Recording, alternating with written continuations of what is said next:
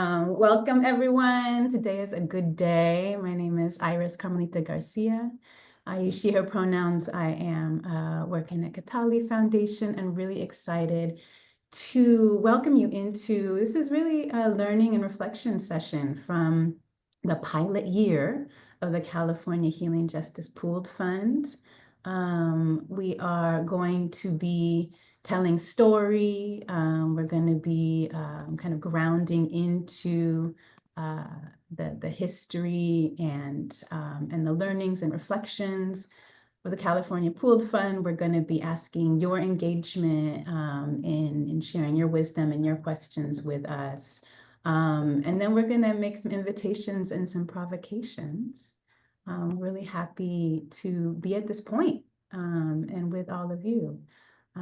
And I am going to first begin, like we often begin our sessions with each other, with a pause to really kind of settle into this particular moment. And I'm going to invite Guadalupe Chavez, who's one of the advisors for the Pooled Fund, who works at Anti-Police Terror Project, to a very short pause.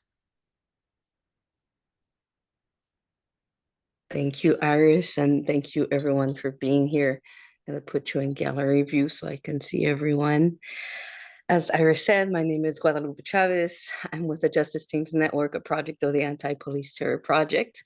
And I recently got promoted to Deputy Director. So that is my new role, moving from Healing Justice Director, which is a very dear to my heart role that I got to play for many years.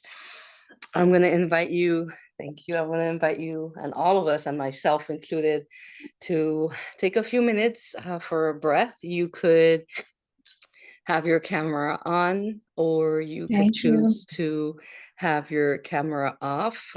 Sometimes that helps us ground into the space. So whatever it is that you need, I'm also going to invite you to take the next couple minutes to really give all of your weight. And I'm talking about that invisible weight that we're carrying, that emotional weight, that etheric weight, and also all of our body weight, to just give it to the earth, give it to that chair. I'm trying to my call down. I left a necklace in the locker room, I believe. I'm going to also invite folks to put yourself on mute. Yeah, so that we can begin. Yeah, it's like a heart shape. Just give it a moment. Okay. All right. Thank you. With that, invite us back into being present here with each other and with ourselves. You can keep your eyes open or closed, whatever feels good to you. And I'll begin now. With so much going on in the world, personally, locally, globally, sometimes it feels challenging to stay connected to those practices that nurture and sustain our ability to stay centered and present. So I want to gently offer the next few minutes as one of those moments and encourage everyone to reconnect to what centers you. It could be your values, it could be your beliefs, it could be your family, it could be your coworkers, whatever it is that is most important to you in these times. Right now, it seems that we're being thrown into a values war, and we're being fed so much information very quickly and without the time to process much of it. So this pause is for us to get into that eye of the storm and reconnect to ourselves and to our center. We're going to use our breath to do this. I'm going to invite you to continue to get comfortable. Keep releasing that weight into your chair, that couch, that floor that you're sitting on, without changing the pace of your breath or the rhythm of your breath, but just staying aware of it. Becoming aware of where this breath of yours, this life breath, is landing. For some of us, it lands at our chest, some of us at our throat, some of us in our belly, and some of us at our feet. So just notice without any judgment. I'm going to invite you to breathe in through your nose and exhale through your mouth. By exhaling through your mouth, we're obligated to open our mouth a little bit. And this requires then our facial muscles to start relaxing. And many of us in this work, we're very heady people. We're always thinking, we're always processing, trying to fix things, help people, be rapid responders, right? So I invite you to open your mouth gently and release that exhale, noticing how that relaxes your facial muscles. And if you don't feel that, that's okay. I also invite you to use your fingertips. You can open your eyes for a second if you want. I often, when I'm feeling too much in my head on migraine, I literally take my hands and I bring that energy down gently, down my face, down my throat, my chest, all the way down to my feet. If that is a practice that feels good to you right now, do that. We want to move into our entire body for this conversation. I invite you to trust that you are safe in this moment right now, and that you are doing the best that you can, given the tools that you have in this moment. Let's take a couple more breaths in through our nose, exhaling through our mouth. One more. In through our nose, exhaling through our mouth. And to close our moment of breath, I invite you to give yourself a hug, and that might feel a little awkward at first, but just give it to yourself anyway. With this embrace, I invite you to turn your camera back on. If it's off, welcome you back into this moment here together. Notice who's in the space. Might be new faces, might be faces that you've been working with, right? So much gratitude. Thank you so much for this moment. And with that, I'll pass it to Iris. Thank you, Guadalupe. That is just what I needed. And yeah, I think what we wanted to start this conversation with is, I think, acknowledging what Guadalupe is saying, everything coming at us right now, everything that we're trying to make sense of. Why is healing justice important in this moment? And I'm going to invite Guadalupe for you to come back in. I'd love to hear your response to that question, to ground us a little bit, even in our understanding of what do we mean when we say healing justice. And then I'm going to ask Mia Mingus from Soil, another advisor for this fund, to respond to the same question. Yeah. Thank you. Thank you again. You're going to hear me a lot at the beginning, and then we'll share the space here. But what a privilege to be able to help set the context and help share our definition of healing justice. We do have an HJ working definition. I call it working because it's alive.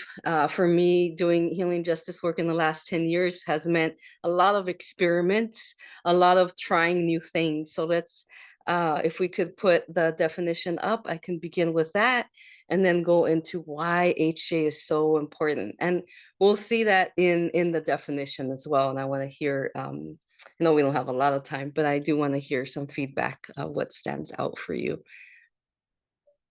Just let's see, is it on and I'm not seeing it?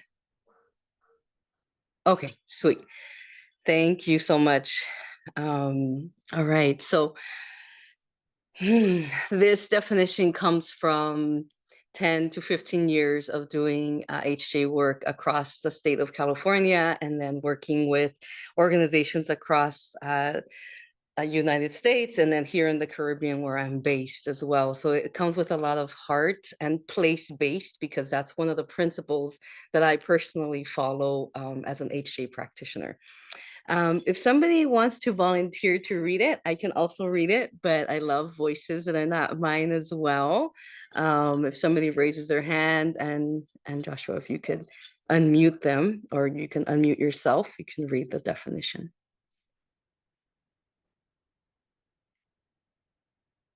I see a hand for Fela. All right, thank you. Healing justice is a framework in which we organize to end all forms of state violence while nurturing our community's leadership capacities and through the intentional healing of generations of trauma. We do this by interrupting the impacts of state violence using healing modalities indigenous to our communities.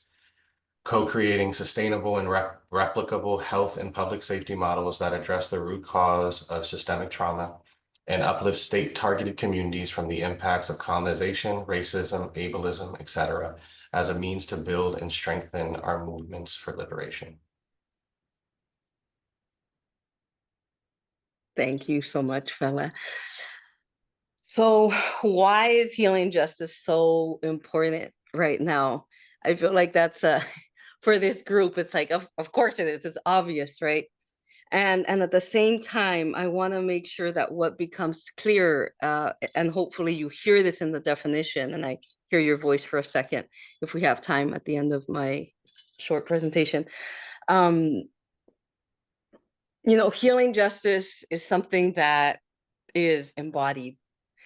Healing justice is a framework that drives us, that wakes us up in the middle of the night with ideas, with miracles, with and I always get emotional because this is really heart and spirit work for many of us that lead this work, that are my colleagues, my advisors here that are with us. HJ isn't something as a side note to movement work. It's not simply a pop-up clinic. For us, it has really become a path or a journey to creating alternatives to what has been given to us for the last 500 years. HJ is what has kept us alive, right? It's those practices, and not just simple practices that I do on my own, but that collectivity that raises our collective consciousness, that connects us to one another, which is exactly what the systems, right, that we fight against, that we organize around, don't want us to do, right? They want us to feel disconnected. Oh, you look like that, I'm not going to talk to you. Or you believe that, I can't talk to you. No, HJ is about bringing the collective together and healing, because we all need the healing. So going back to that definition, just to close up here my piece, if there's anything that does stand out to somebody, I would love to hear that as we begin our conversation, and I pass it to my colleague Mia. Thank you so much, Guadalupe. I'm gonna start a timer here for myself Yes. so I can stay on track.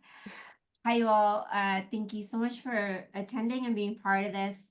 So my name is Mia Mingus. I'm with Soil Transformative Justice Project. And just to follow up on all of the brilliance that Guadalupe was sharing, I think there are so many reasons why healing justice is important, especially in this particular moment where we are facing an authoritarian government and possibly a dictatorship by the end of this year, maybe even by the end of the summer. Everything is moving very fast. And I do want to speak specifically from, while I definitely have a background in healing justice, the part of healing justice that Soil works on is transformative justice. And we can think about transformative justice and healing justice as two sides of the same coin. We can also think about it as transformative justice, really under the umbrella of healing justice, really directly speaks to how do we respond to harm and violence inside of our own communities? What do we do, and how do we do that in a generative way? And ideally, how do we prevent harm and violence from happening? When we look at this administration, what is happening, we see and we know, many of us knew this well before the election, even 2 years before, when we knew that Trump would run. As conditions worsen, they also help to create and perpetuate and worsen more forms of harm and violence and cycles of abuse. And so we cannot ignore that our peoples were already in dangerous and terrible conditions, and they are only going to get worse. Fear exacerbates fear, harm begets more harm, violence begets more violence. The other piece to this is that, as Guadalupe was saying, we have to transform the conditions, and that requires systemic work as well as interpersonal work. we cannot separate the personal from the systemic. They are bound up together. We cannot pretend that our relationships with each other, which are the foundation of our work, any liberation work that we are involved in, do not affect the work that we are doing. And so we have to think about how we are healing together, healing individually, both and that healing is truly the pathway to any kind of change and transformation that we want to make on either a personal, collective, institutional, or systemic level. I also just want to say that in addition to that, because we are talking about cycles of trauma and deep-seated intergenerational trauma as well that we are up against, that part of what transformative justice really speaks to is that we have to create the conditions which can allow us to transform both ourselves as well as our institutions and the society that we live in, and that comfort and transformation do not live on the same block. And therefore, we have to build up the skills to be able to tolerate discomfort and to be able to not only tolerate it, but to desire it. And we do not have those skills. We have a hard enough time dealing with conflict between each other. Coalitions, alliances, organizations, collectives, our communities, they are imploding because of conflict, let alone harm, violence, and abuse. And we see this with this current administration as well. So many people do not have the skills to be able to sit with what is and the discomfort of what is happening. And that means that they cannot take action against it. So healing justice is profoundly important if we want to change some of these conditions. In addition to that, as Guadalupe was saying, healing justice and transformative justice, they need to be integrated into our work. Listen, the amount of times that I have been called in to respond, to help an organization, for example, respond to violence. And then when we roll back the clock and look at where this began, it began with conflict, that we were not able to even deal with small things, apologizing to each other, dealing with hurt, and dealing with small ways that we are not accountable to each other. Most of us do not have these basic skills. I want to say to all of you all who are grant makers out there that this fight is long, and that requires that we have long-term work and long-term strategies. You cannot shift all of your work to direct action for these 4 years. You cannot do that. That will doom us more than what we are already up against.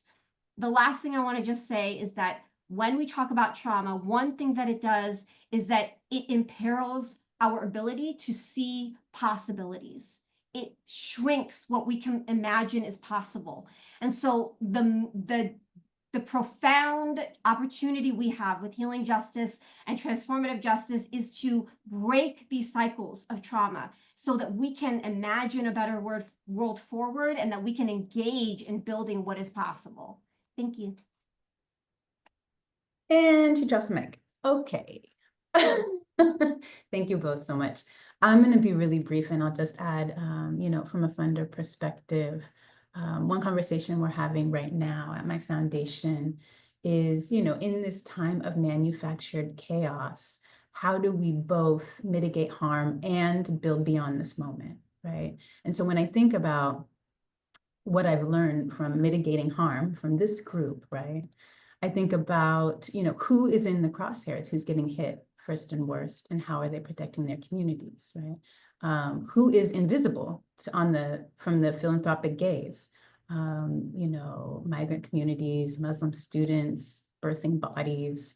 I think about what I've learned about community-based rapid response and mutual aid that meets and accompanies families in their deepest grief and their deepest fear. And I've also learned that what funders think rapid response is actually not what folks on the ground understand to be rapid response.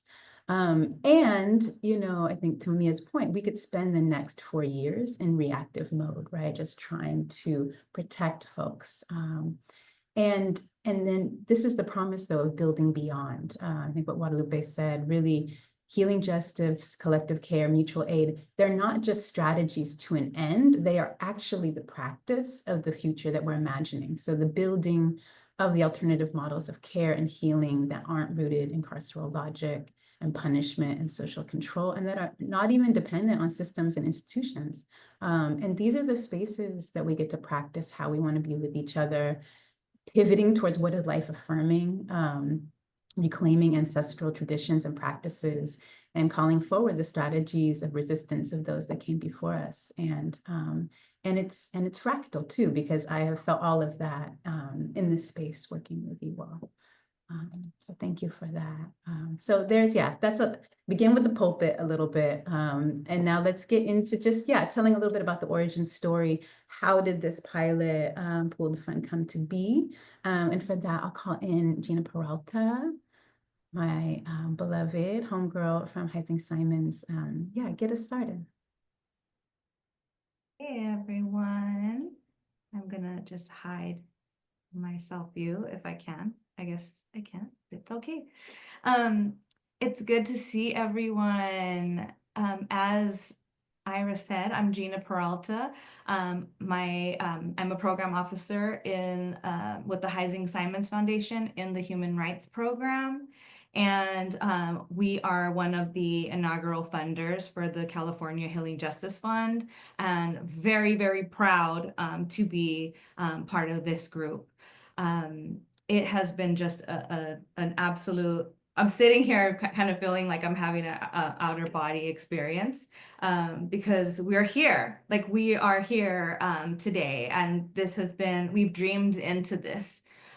We've created a space. I want to say years ago, but it really was years ago. I want to say 2020, a few funders that are based in California and funding power building here in California. We would talk either one-on-one or in various funder spaces. And I wanna name Iris Garcia, and Iris was at Akanati doing funding healing work within that foundation. And then also Melanie Haplin at John M. Lloyd Foundation, also like funding the work in their own way, doing stipends. Heising Simons, we were building out our healing justice work, and I was like really leaning on them to learn about like, how do we do this? How do we do this? Because what was happening is that all of us, we were hearing the same things from our grantee partners who were out there on the front lines doing this work. And they were telling us, hey, we are burnt out. We're burned out, our comrades are burned out, and we're constantly getting hit left and right with another threat. We're in the pandemic, things were just coming at them. As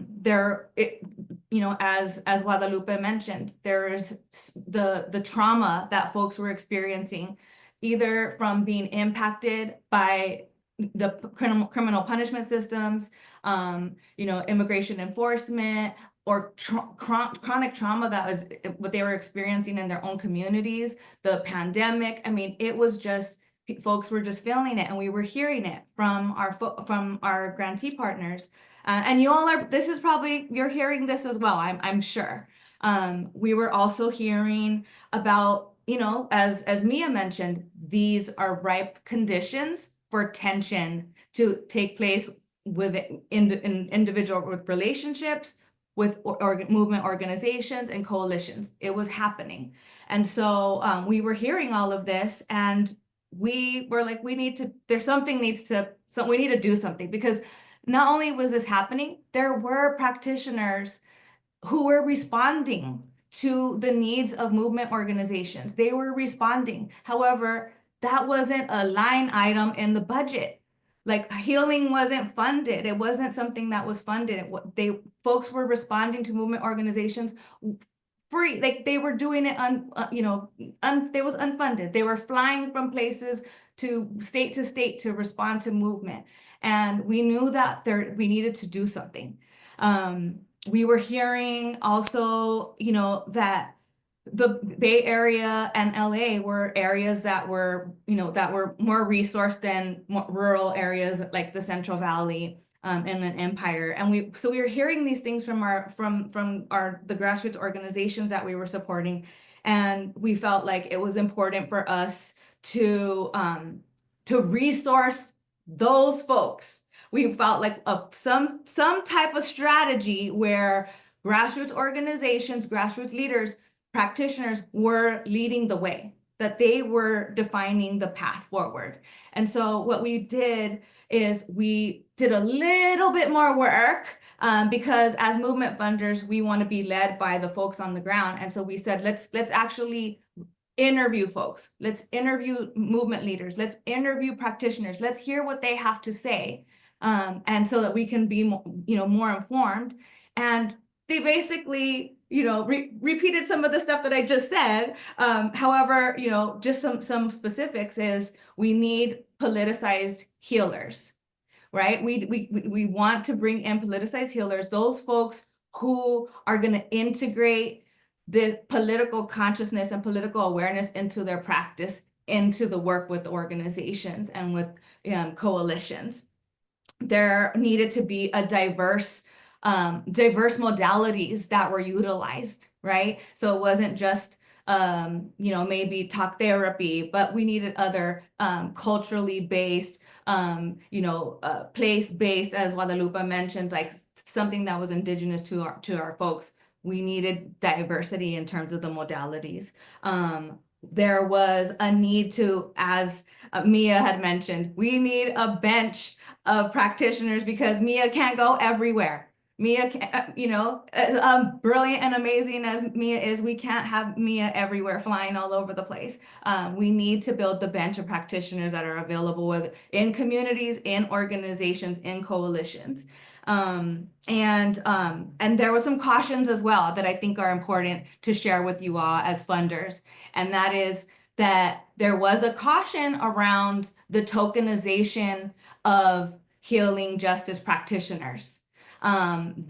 We need to be aware of that, and we cannot have, in the way that we have historically created movement darlings, that we are uplifting particular healing justice practitioners as the ones. That's not, we can't do that here. And that we also are not the ones to define which type of healing justice modalities are the ones to be uplifting and utilized by our grassroots partners. And so that was something that we learned, a lot of what we learned, and we said, this is it, let's do it.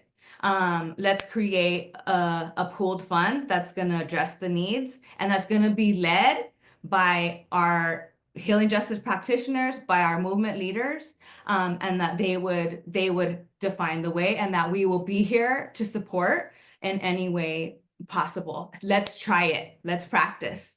And so we did, and we have an incredible group of movement advisors that Iris can talk to you a little bit more about how we actually moved into that portion of the work. Yeah, so I think once we came to realization, okay, we're going to do this, and we need it to be led by the folks that are closest to this work. We tried to start developing criteria for, like, yeah, who might we want to bring into this effort. So clearly, like with most collaborations, we want people with expertise, right? We wanted folks that had at least like 5 years of movement, healing justice experience, a depth of practice, some landscape knowledge, folks that are involved with organizations that are sites of practice for healing and transformative justice. And then beyond that, though, we really wanted to engage folks that had a politicized approach to healing justice. So not just wellness, not just well-being optimization, not self-care, not even worker sustainability, but really, in that framework that Guadalupe lifted up, right? There's a very clear analysis that comes along with what is this work, right?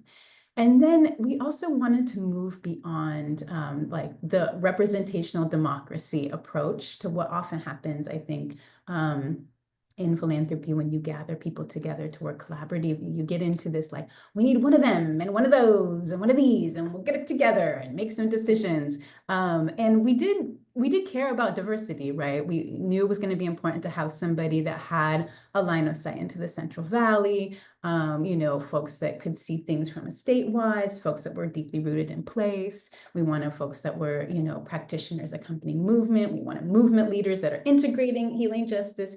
So having a diversity of perspectives was important, but actually the most important thing was this criteria around like, what is your stance to collaboration?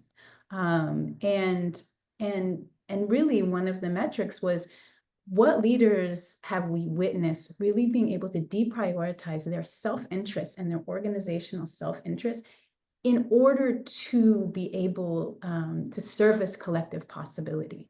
And so what that has meant is bringing in the folks that you'll hear from today, who are experts and leaders, but also so balanced with the humility and the curiosity and just this like relational wisdom, to the point that Mia was talking about, of co-creation. And it's made so much possible. It's been really beautiful. And we also had, we developed criteria for funders to enter in.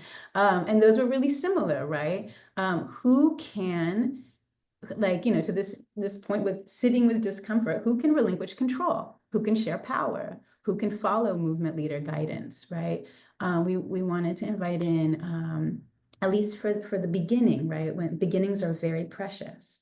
We wanted folks that understood that this project is not just pooling small contributions together and then seeing what movement folks do with it. You know, it's actually, the goal is to draw down power, and to really counter the power consolidation and control that we see in the philanthropic sector. And it's part of this larger vision of transitioning towards movement-controlled vehicles for resource redistribution.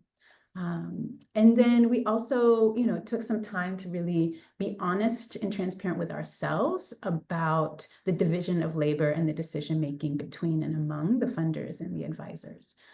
So, you know, what are the roles for advisors in terms of having full control over grant-making decisions, for how fast or slow we move, the pace, the cadence of the work, the funders, you know, really having responsibility for coordination, for administration, for mobilizing resource. And then there was, for the rest, you know, we're really in this collective co-design process that was really emergent and continues to be. I mean, sometimes we like brought decisions to the advisors and they like gave it right back to us and said, actually, that's for you to decide.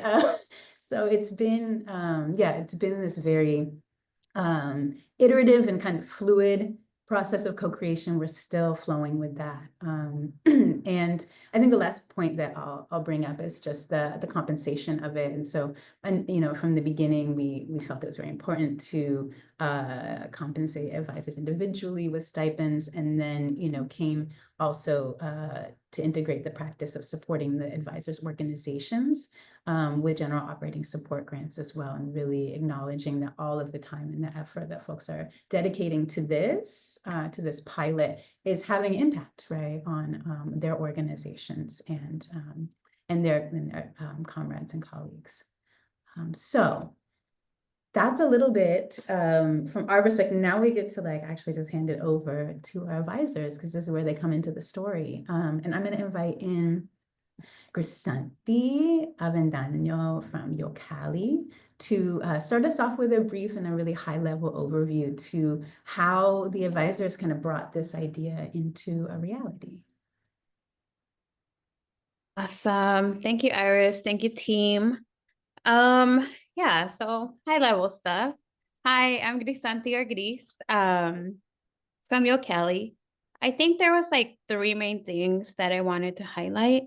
So one, it was a very like human-based approach, right? I think as advisors, we all have to think about a lot and think about a lot of people all the time.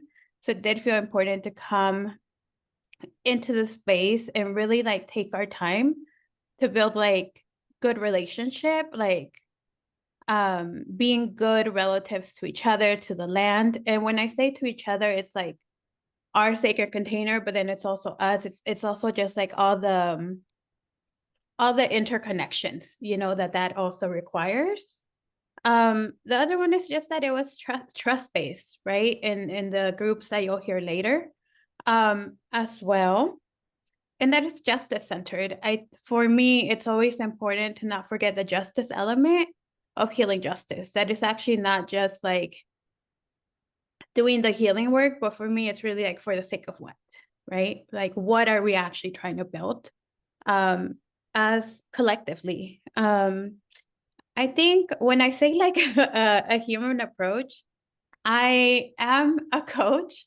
So I try to think of like a metaphor. So I thought about like baking a pie together and that everyone brought their own flavor, everyone brought their own ingredients, and maybe some were not familiar to me, but and it just all kind of like came together like a really good pie that you could trust and that you could trust that you're going to eat and it's going to come with good energy and good relationship. Let's see. Yeah, I think the other thing was really trusting our wisdom for all of us together. We did have a lot of visions of criteria of priorities because centering healing justice, one, requires like embodiment. And I think even for me in my prior role as healing justice director, the needs always just like felt like so vast and so much. And so I think I've also looked at that like, oh yeah, what's the slice of the pie that we can meet when it comes to healing justice, right? So our criteria was really like BIPOC healing practitioners, projects that were accountable to and rooted in movement. It was also BIPOC movement orgs working with healers for health and sustainability.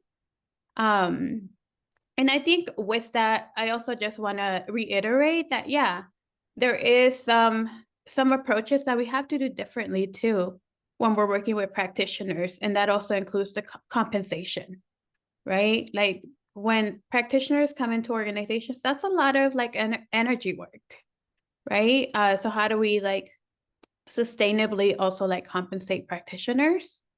Also underfunded communities, right? So we try to prioritize True North, Central Valley, border communities also came into the mix. We couldn't fully like do that in this first round, but it's still like a very crucial part for us.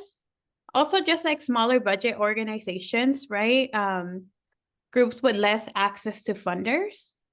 And then Black healing practitioners also felt important. Healers with disabilities, projects serving people with disabilities. That also felt important, especially as someone that lives in a very like, in a body that just like requires a lot of needs and has a lot of like disabilities myself. Felt important for me and other folks in the space. Urgent political needs, right? Like, so Palestinian liberation, that was really crucial and continues to be crucial today. Political attacks, we know those are, yeah, it feels like we can't catch a break. I think this has been an ongoing, like every time it's just like a different political attack, you know, that our communities are having to face. The other one is really like building towards this long-term resilience, right? That is actually how to support folks and not just have like a one-year approach when it comes to healing justice for the sake of like building power and transforming systems, but that it's actually like a long-term model that folks can actually like begin. And yeah, just like rapid response anchor organizations. So I think that's what feels important around our criteria. I will say, yeah, I think that's not it because I'm still gonna keep talking. The last point I'll make is that for this time around, it really felt important and there was alignment in the advisors that we wanted to prioritize the Central Valley for this round, which as someone that has existed, right, in statewide structures for a long time, but that is based in the Valley, I think I took that very sacredly, you know, as someone that like lives here and folks just trusting and wanting to invest in in a region that's not always invested in. And with that, I'm gonna stop talking now, but I will talk later about some other things. That's right. And just to say, yeah, Grisanti's leadership in the formation was crucial from that really beautiful landscape that she is so deeply involved with in the Central Valley, and made a lot of work possible. And I just love, I love what you said about making a good pie. And it just made me think of, I think a lot of times in philanthropy, when we do participatory grant making, we set the table, we set the menu, and then we invite some people up into a set table, but y'all just really came up, they're like, these are the chairs, the ingredients, here's a menu, and now we got this good pie. I'm gonna invite Kimberly from RISE, Kimberly Aceves Iniguez, to share a little bit about some really juicy conversations that are really actually very transformative for me to hear about this kind of negotiation around, yes, we need the long-term infrastructure, but we do also have these immediate urgent needs from community and many iterations around how to land that strategy for the time being. Cool. Thank you. Thank you, everyone. Again, Kimberly Aceves Iniguez. I'm at the RISE Center in Richmond. I also just want to say that this process for me was super healing, to be with other leaders committed to this work, and like understanding the interconnectedness of our liberation. Like, we're grounded in Richmond, but like the Central Valley is critical to our collective care, justice, liberation across the state, right? So there was something about that felt really powerful. It transformed the work we do at RISE, how we think about the work, right? So just really important to share that, like, in the process, I felt like there was a lot of things that shifted, even how I considered our work. So, really grateful for that. And grateful that we're kind of toggling the complexities of this moment, collective care, commitment to healing justice, right? Like, what is happening, and that we could have these struggles around rapid response fund. What is that? Why do we need it, right? How do we talk about deep love for our communities while we're holding sort of this really righteous rage around sort of complete failure of systems to take care of our people, right? Complete system failure.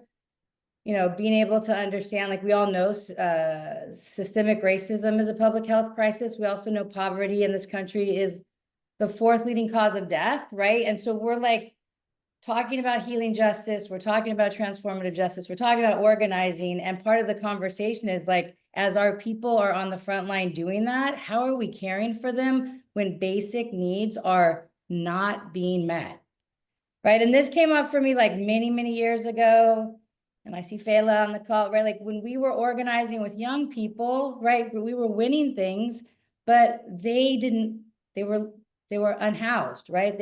Their families were not fed. There were so many things that young people needed to show up. And I feel like this moment calls for that too, as we think about healing justice, right? So, prior to the pandemic, our communities were already dealing with significant economic inequities, right? The pandemic only intensified it, right? A lot of us kind of pivoted, organizations that did a lot of organizing, maybe organizing in direct service. We started moving to like mutual aid networks, right? How do we meet basic needs in these moments, right? So this is what we kind of talked about in this space, right? Like, our folks are struggling. Our young people want to be in this work. Our families want to be in this work, but they are not able to put food on the table. How do we have those conversations?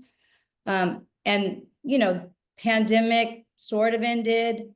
Our folks were doing worse. Our young folks had less resources, but the need to organize, to center healing justice work is intensifying, right? So as we were in this conversation together, again, it just kept coming up. How do we toggle that? Like, how do we think about, what does it mean in this moment to put resources to funds so that our folks have what they need, right? And part of that was like, when our organizations are able to support like food or being like, how do you not be unhoused, sort of the trust it builds in this work, right? Like, what does it mean to be organizations with resources and folks not having basic needs? So, you know, for me, this felt like it felt very real, right? And for all of us in the conversation, sort of these rapid response funds and how do they fit? Again, it's not a long-term strategy, but in some ways it is, because if our people aren't here long-term because they're not surviving, then we are in trouble, right? Like, we have a crisis that we have to address. So, you know, I think rapid response for us, you know, the tenets of it is like, we can move resources much quicker and effectively to families, right? Like, if someone, we have relationships with people. So if we know a rent payment is due and they're going to be unhoused, rapid response funds isn't going through a foundation application, right? It's like, oh, I have a relationship with people in my community, and it is critical that they get what they need to be able to sustain themselves. You know, rapid response funds aren't like about people having to prove worth, right? To be able to say, oh, this is the reasons why I need it. I have to prove to you why I deserve it. It's not about that, right? It's about reducing barriers, trust-based, love-based. This is needed now. And I think that's what we also talked about, right? Relationship-centered. And it's also an ability, like rapid response funds, it's resources immediately, but connection long-term, right? Like, that you build with community. They trust you, that you're going to be able to be in conversation. They know you are a resource, right? Like, this just felt like something that was incredibly needed. And I think now especially, and I know I only have a couple minutes or maybe a minute, the fact that in this particular regime where most of our safety nets are getting destroyed, these funds are going to be essential, right? Access to be able to support people, it's next level, right? Like, something we've never seen before. And we need to be able to support those most hesitant now to engage with systems, right? Like, systems that already weren't activated in the way they need to be for collective liberation, but now in particular, folks who might have depended on resources now don't feel safe accessing some of those resources, right? So if you're undocumented, you may not feel the same to access a particular place, space, right? Based on what's happening. So, you know, I think I just appreciate that we could talk about why this feels so important. And honestly, like, for the funding world, like, this has to be something that gets lifted up, right? It's not the only strategy, but it can't be an ignored strategy, right? And I think for a lot of years it has been, right? Like, what does this mean? Like, you're giving people direct cash? I don't understand that. It is a life-changing sort of ability to make sure that our folks feel safe, right? And have what they need. So yeah, I mean, that's what we talked about. That's what we struggled with. It took us, right? Like, it's healthy struggle too. I don't even think we're like, oh yeah, rapid response. We all agree with that. That was not what it was, but I think we all like were able to really hear each other. And I think we all understood like the importance of it by the time we made the decision to move forward with it. Thanks. Thank you, Kimberly. Yeah, and I think that even as a witness to, you know, folks coming into this conversation, it's not conceptual. It's not a strategy. There's loss in my community. I'm holding that loss and being able to see the other advisors say, okay, then we need to slow this process down and actually be with that. Thank you so much. So I just want to do a much briefer version of sharing a little bit about, so what happened? Like, what decisions did you all make based on that? And I'm going to invite Grisanti and Guadalupe in, and I'm going to challenge you to high level, you know, concise, maybe you know, 5, maybe 10 minutes, so that we can get engagement and also hear from Malika Parker, Bob. So I'll hand it over.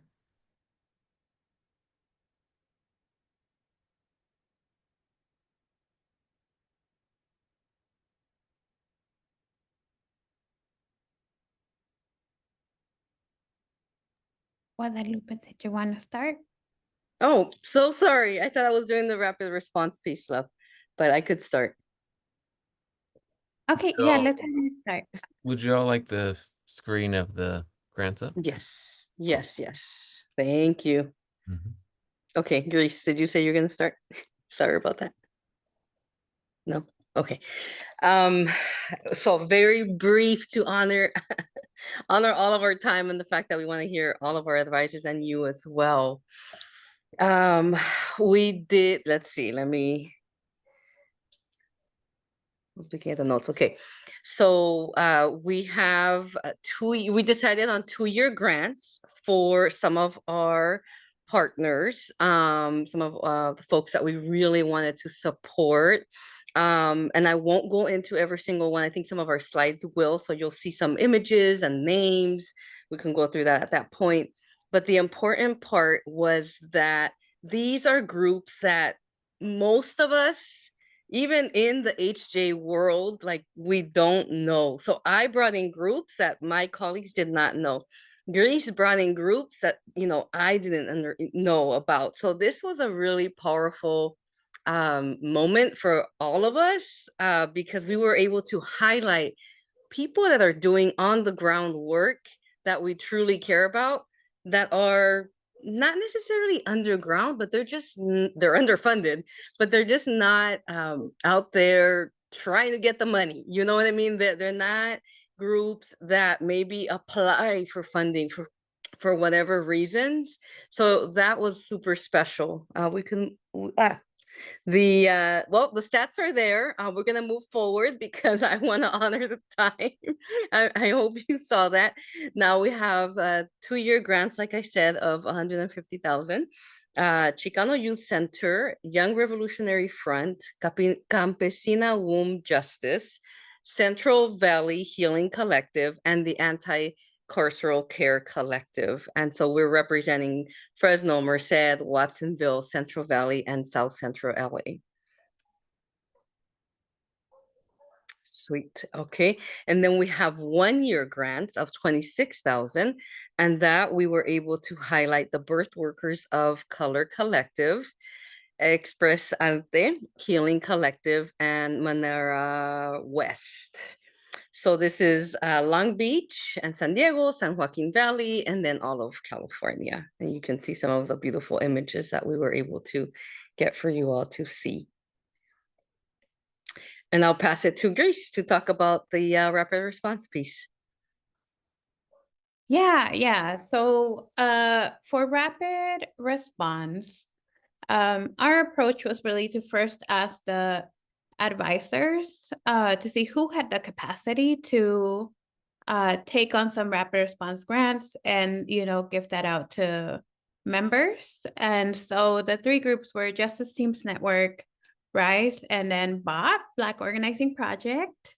And then for the Central Valley, I think we also wanted to uplift the mutual aid network that actually started back in 2020 during the COVID-19 pandemic.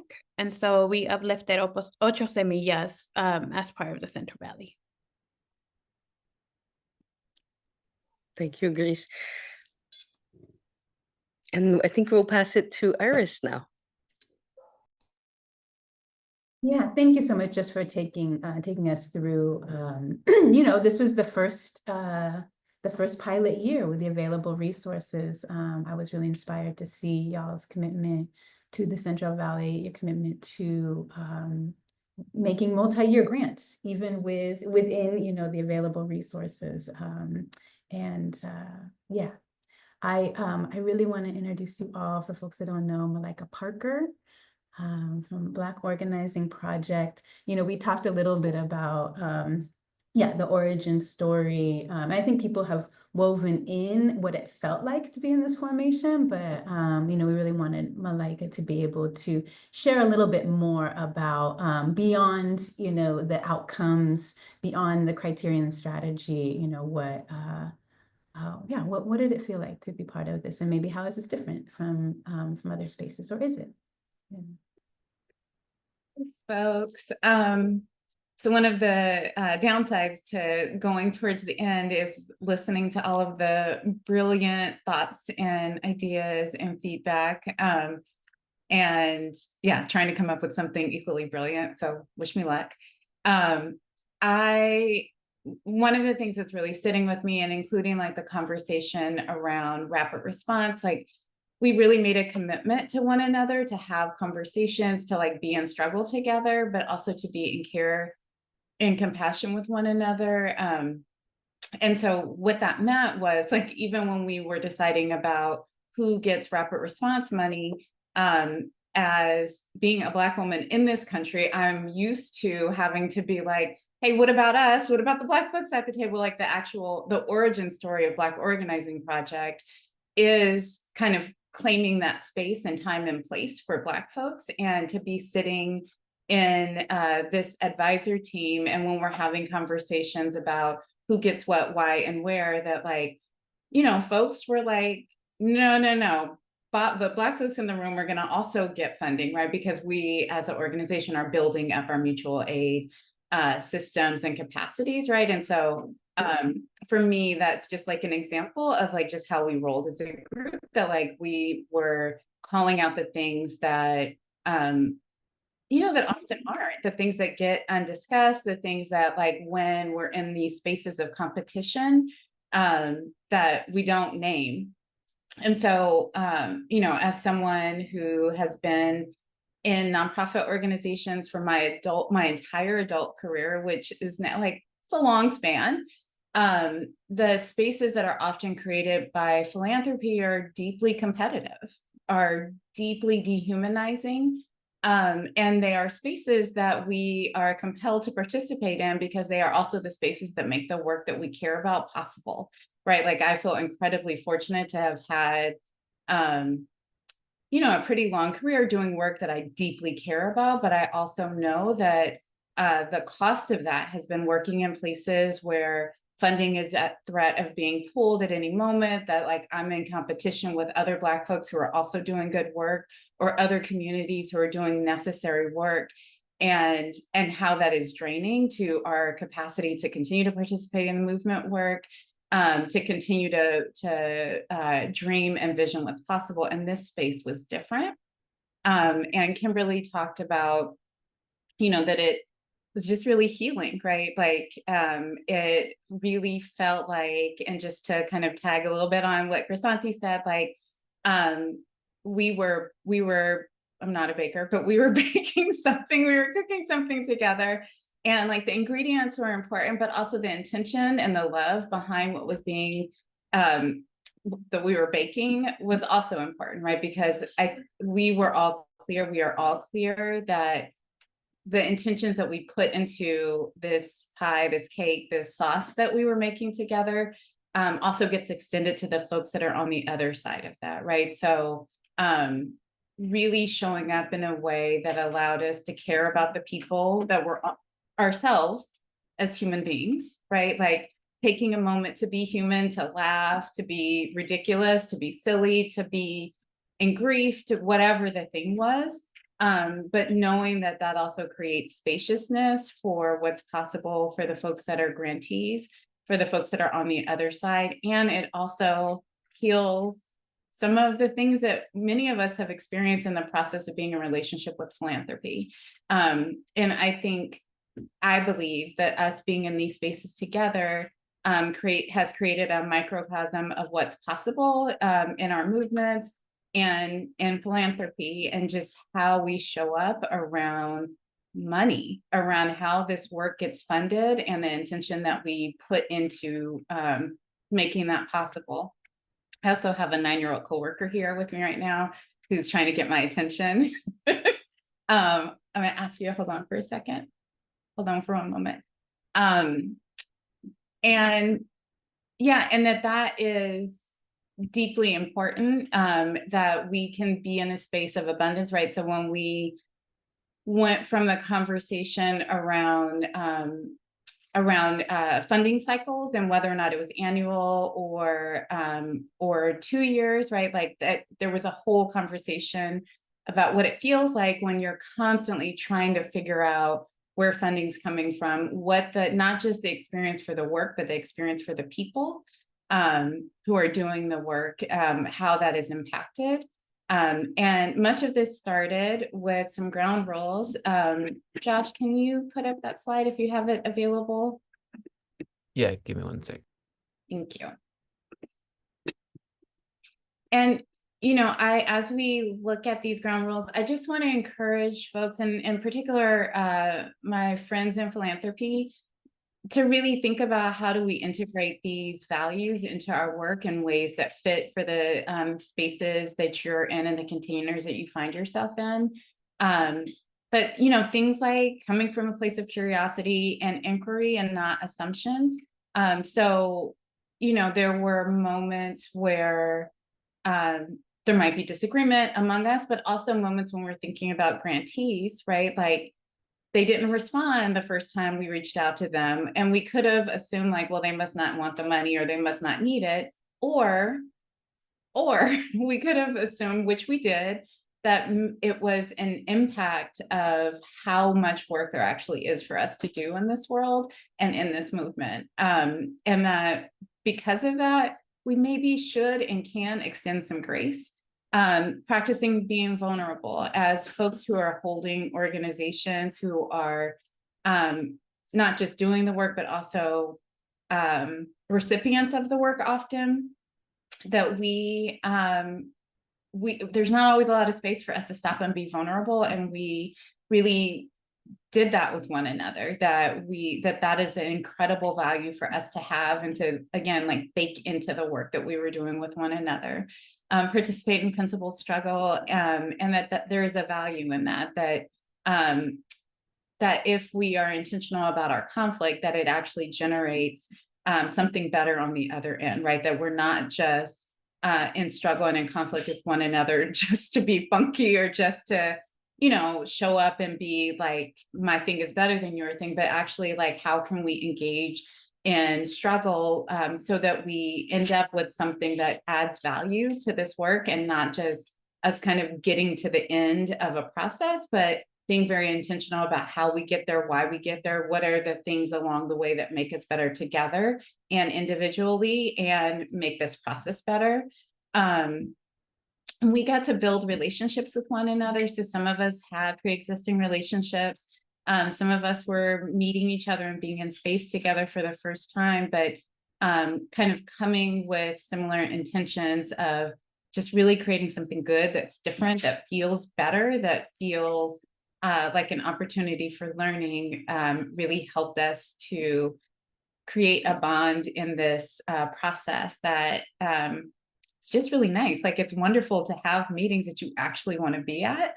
And where you're talking about things that are, you know, developing a long-term vision, but also really grounded in the right now and the things that are hard right now, the things that are messy, complicated, unfinished, and there really being space for that.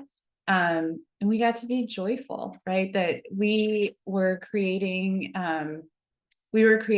a space that is an opportunity to see and experience something that that I know I want to see more of in the world, where folks get to show up and be imperfect, be joyful, be like irritated, tired, like all the things, and it's all good. Like, if you're a parent, you get to be a parent, right? Like all of the things, because at the end of the day, we're actually human, and the world that we're fighting for is one where we get to all be human beings, right? And so carving out that space for one another is just really beautiful.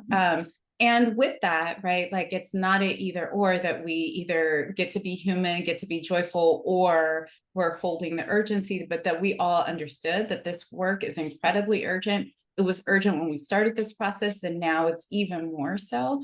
And that there's deep value in our learning together around how to do both, right? How to slow down and make sure the process is intentional, but also speed up so that we know that we're getting money to people who really need it. And in that, really hopefully offering some spaciousness for folks who are holding care for other people, right? Like us creating care for people who are creating care, that there is some real intention and beauty in that.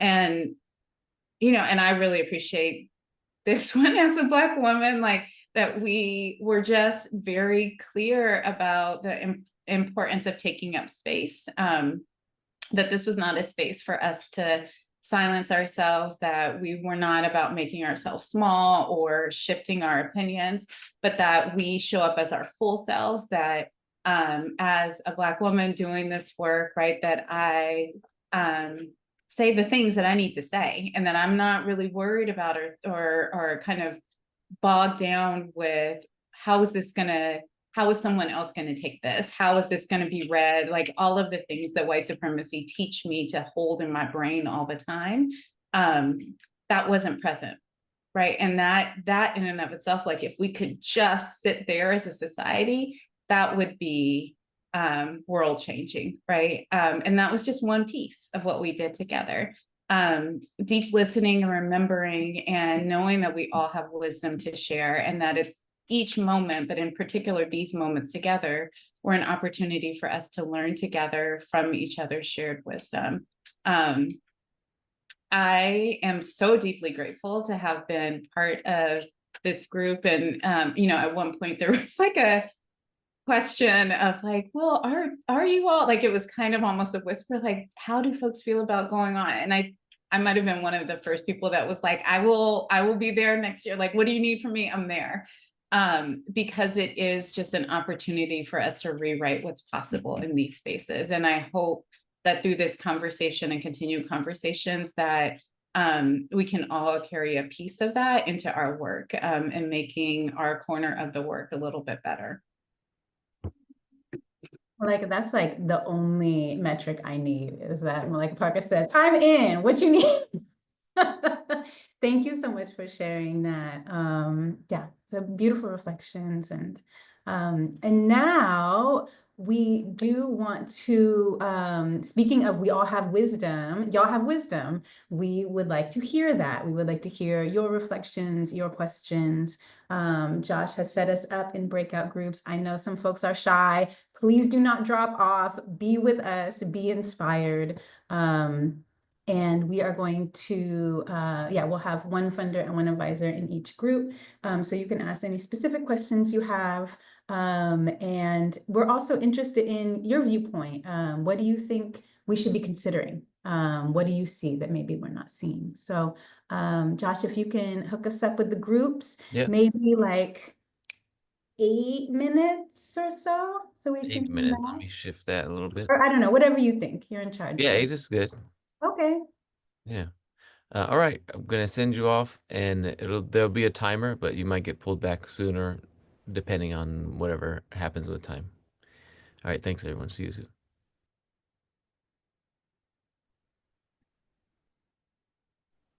I knew it was going to happen. Yeah. Thanks, y'all. That was too short. Really juicy conversations. We'd really love to help and create space after this call. So if you had a conversation that got cut off, let us like link you guys up to continue. I know Gina and Mia were like just getting into some juicy stuff. Some folks, if you had questions that you didn't get to answer, please, we'll continue by email. I will just give maybe like 1 minute. Is there any question, answer, or discussion that came up in a small breakout group that somebody wants to bring to the full group that feels important to say? Yes, Malika, please. So in my group, we were talking, folks were really moved by the conversation around mutual aid and grounding in in direct action and having a political analysis about that, and just wanting to hear more about like the mechanisms for getting to the place that we got to, and then how we continue to ground the work.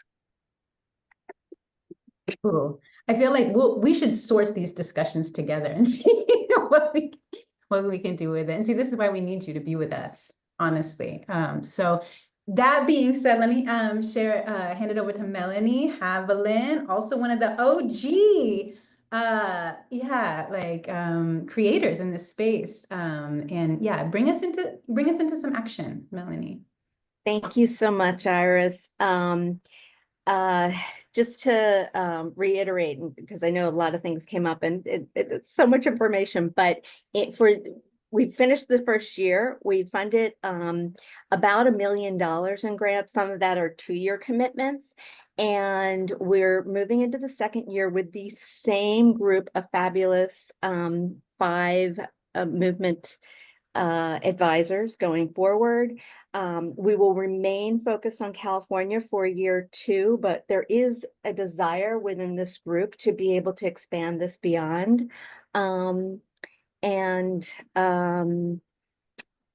we have a goal of hopefully doing another $1 million in year 2, and we have a little over 600,000 of that committed now. We would love for those of you who are on the call who are not part of the fund already to join us. And Josh, he's starting at perfect timing.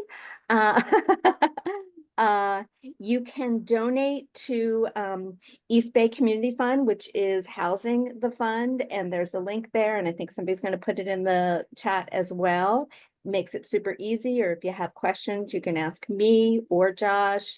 And then another key part of this is just joining this funder learning community. I mean, I think you probably got a taste of this, how much we all learned from this process. So if you'd like to be part of that, or if you have other questions, please email me. And if somebody just put that in the chat. And then lastly, maybe this, like Fela was saying in our group, people get hung up on their own geographic or specific focus areas as funders.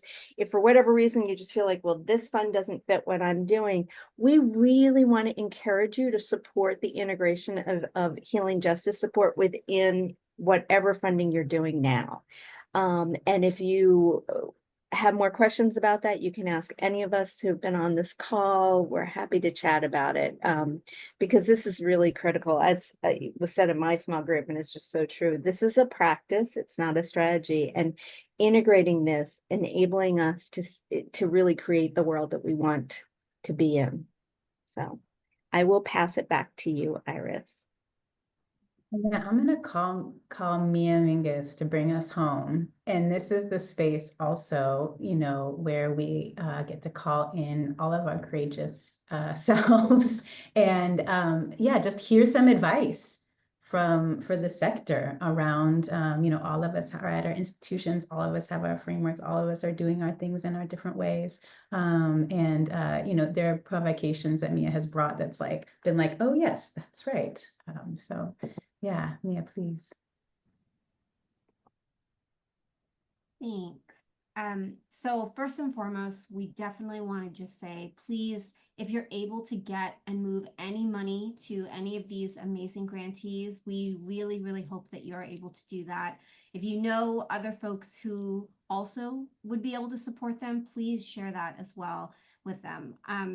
We also want to stress, please, please, please trust the experts on the ground in this moment. I think, good leadership is know your role and play it well. We need you all to be playing your role as best as possible. And it is more important now than ever to just move the money and just get the money to the people. Just get the money to the people. You don't need to make it complicated. You can lessen and lighten reporting loads, etc. And I want to just push, especially for the next 4 years, if you're able to, I want to push as many foundations as possible to give 4-year minimum multi-year grants, because nobody should be having to worry about fundraising while they are trying to operate under these conditions and trying to help their communities make it through not just the next 4 years, sometimes the night, sometimes the week, the month. So please, please think about that. I think that this is a time, no matter what you're doing, whether in the field of philanthropy, other fields, whether you're pushing back against this authoritarian government, now is the time for bold leadership to try new things and to take risks. And no more Hunger Games. Don't make us dance for you. We need your support. Really, like, enter into partnerships with us. Ask us, reach out to us. What do you need now? Is there anything that I could be doing differently? Lessen the reporting load on folks who are just in the trenches and trying to just help their folks make it through. And the last thing I just want to say is that, you know, I think so much of justice-based work, what healing justice, transformative justice, queer and trans liberation, like whatever it is what are we building? It's what is the world that we're fighting for? I know resistance work will be just deeply, deeply vital right now and going forward, and we can't only just be resisting. We also have to be actively building the community infrastructure that we want, the kind of relationships that we want, which will support the world and the work that we want. We have to actively be supporting with our funds, our money, our time, our capacity, the people who are doing that kind of work as well. Both are important because we can't just resist and resist and resist. We will burn ourselves out. We also can't just build, you know, irrelevant castles in the sky with no foundation that are like these imaginary utopias. We have to work together. So it cannot only be resistance now, it also has to be what the fuel to help the fight to resist is. What are we building the world that we want? How are we building the world that we want? What are we fighting for? Thank you all. Yeah. If you could come off mute, maybe. Yeah, mute or on video. I can tell by how many folks are on video that everyone cares a lot about this subject and about what we're talking about and the issues impacting folks. I'm just gonna take a quick screenshot of our group in 3, 2, 1, and that will remain internal or just like sent to people that registered. Thank you so much Thank for you. being with us. We'll follow up with you by email and continue the conversation. And we just really appreciate you. And yeah, huge gratitude. Thank you so much. Thank you so much, for everyone. joining. Thank you. Thank you. Thanks, everyone. Thanks, everybody.